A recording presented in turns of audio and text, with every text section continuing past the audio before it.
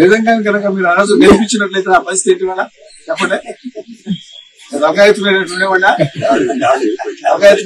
ఇవ్వండా చెప్పాను కదా. మరి ఎవరు చేశారు ఇది?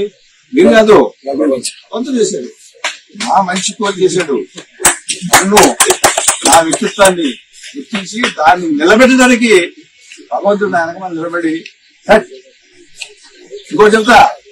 ఆ తర్వాత జగన్ పిలిపించి అబ్బాయి ఎమ్మెల్సీ చేసి మంత్రిని చేస్తాను అని చెప్పాడు 2 నెలలకి ఓడిపోయిన తర్వాత. కాబట్టి దానిలో కంఫర్ట్నెస్ ఉంటది. దేనికోసం? ప్రజల కోసం మనకి అవకాశం ఇస్తున్నాడు అనేటట్టు నాకు గ్రహించి నేను ఆవిడ్ని బలవంతం చేశాను. ఆ రోజున ఆగిపోతాను, ఇక ఎందుకు మనం మంత్రి కూడా చేశాము, ఇంతవరకు చాలు కదా, మనం మళ్ళీ ఇంకో పార్టీలోకి వెళ్ళి మనం ఏదో మళ్ళీ మారామని చెప్పు అది అనుకుంటారు. అప్పుడు పార్టీ ఇంకా అధికారంలో రాలా బీజేపీ. నేను గట్టిగా ఫోర్స్ చేసి ఆవిడ్ని లేదు ఉండాల్సిందే అని చెప్పి ఆ రోజు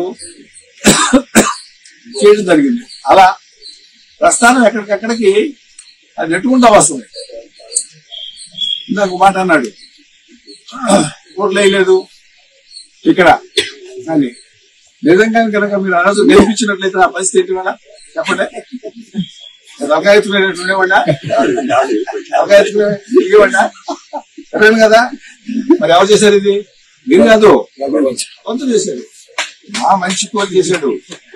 నన్ను నా వ్యక్తిత్వాన్ని గుర్తించి దాన్ని నిలబెట్టడానికి భగవంతుడు నా వెనక నిలబడి ఇంకో చెప్తా.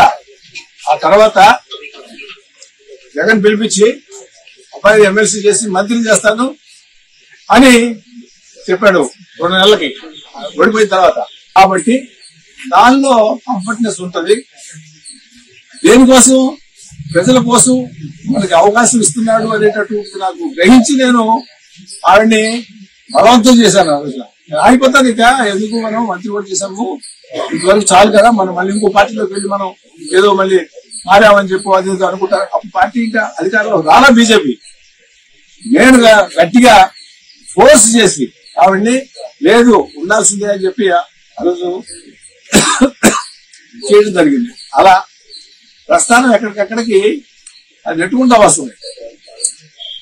ఇందాక మాట అన్నాడు, ఓట్లు వేయలేదు ఇక్కడ అని.